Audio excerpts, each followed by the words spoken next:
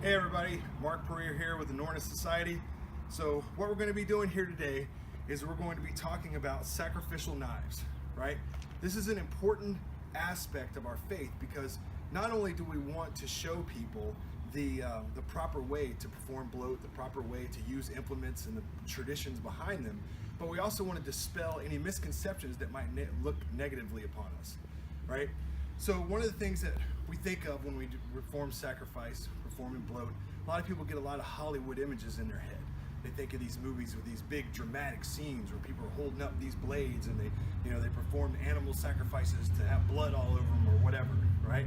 Now what we're trying to do is we're trying to show that that is not the case, right? That the initial idea behind sacrifice is a connection through the gods in animal slaughter, right? So this animal slaughter would take place on farms. It would take place with farm animals, fished animals. We're going to use a fish today as our example, right? And so these slaughterings would take place in order to pay honor to the animal, to the creature that gave its life so that we could be fed, and to give that animal to the gods, to offer it, to make it a part of who we are. So the thing is, I'm gonna take this weapon right here, right? Now this is an ornate dagger, ornate blade. This would be something you'd see in a Hollywood film. Have this blade, they hold it up, make some chants, speak real ominously. They'd have music playing in the background, all the different things that makes it so dramatic and all that stuff. But you have to think about a blade like this, like especially when you're looking at larger animals like cows or horses or whatever, things that would be sacrificed and honored, is how much damage is this going to do? How many times do I have to stab or cut? I mean, it'd probably be okay to slit a throat with this or whatever, but then you have to sit there and watch the animal suffer and blood's everywhere and all that stuff. And we do see there are cultures that do that, but I don't think that was the case with ours, because typically in the lore we see that the sacrifice was performed with beheading, right? We see that when Ymir is killed by the gods, he gets beheaded. Mimir gets killed and he gets beheaded. When Thor kills Hymir's bull, it gets beheaded. These beheadings were a part of the culture, and they were part of the bloat. And then once the head was removed, that head would be offered and made part of the sacrifice. That would be what was offered to the gods, and then the rest would be eaten and taken, part of the communal feast. That would be boiled in a cauldron. Typically, that's what the sacrifice was a boiling within a kettle or something like that, right? So, I mean, I could fillet this fish and all that stuff, but I mean, typically in the sacrifice, we're looking at a chopping motion, something that would want to be chopped, not stabbed, not sliced, but chopped. And so we have, and we're going to show some images in this video, we have records of knives, weapons that would be used for chopping, and these would be the sacrificial blades. Now I want to show you guys this. I had this blade specially made by a company called Veizla Blades, right? These guys are online, they're on Facebook, they say they have 50 years of experience. They created this blade for us, which is a copy, a replica of some of the blades that we have in museums and pieces like that. And so this blade is made of Damascus steel. It has, basically it says the Malti Mimes Huvud, which means thus spoke Mimir's head, right? I had that written in runes on it, so that it represents that ultimate sacrifice, that sacrifice that Mimir's head was removed in order to be used by Odin and used by the gods. And usefulness is a big part of it. It always has to be something useful, something practical. So the gods, Mimir's head is removed and Odin gets to use it. Just like the heads of the sacrifices. It becomes something like a sustenance of the gods, something powerful, right?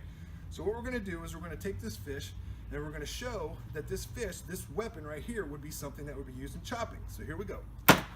Just like that, right? So you can see, head is removed. 2 chops, just like that, it's gone. So this would be a weapon that would be used for this. That's its purpose. It's a chopping weapon. So if you had something larger, if you had like a goat or something like that, I mean, it might take a little bit of work, but you're going to remove that head.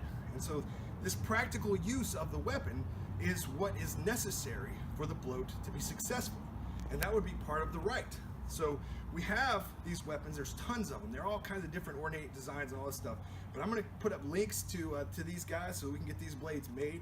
We want to get them in the hands of every heathen. We want to show people the sanctity of these blades and how they can be used.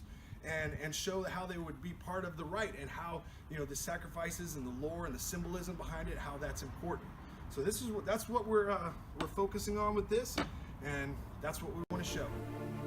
These knives are similar in shape and form and would obviously have had an identical function. Many have ornate designs and symbols that connect to ritual customs known elsewhere. Horse heads represent the principal animal of sacrifice. Sun wheels demonstrate the turning of the yearly cycle. And glyphs show the artistry and beauty of the creations in a ceremonial setting. Okay, so we have all the guts and stuff. The fish has been filleted. This is a northwestern salmon, and so you can see the head and all that stuff.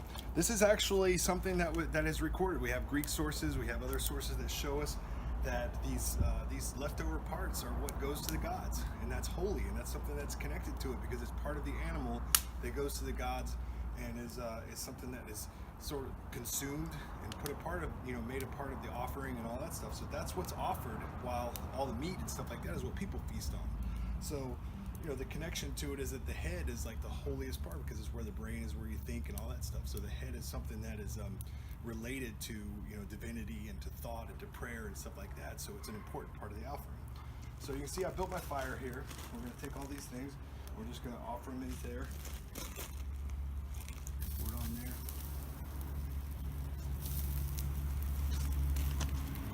Hail the gods. So that'll just burn up.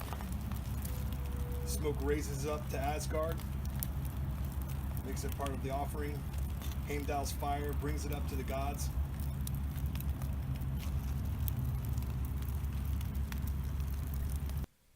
The food that remains is then put into a sacred kettle known as the Os kettle, or kettle of the gods.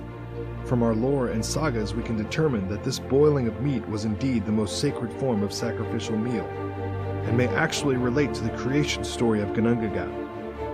Of course, this is a story for another time, but here we can see just how important this was to our ancestors and to the gods.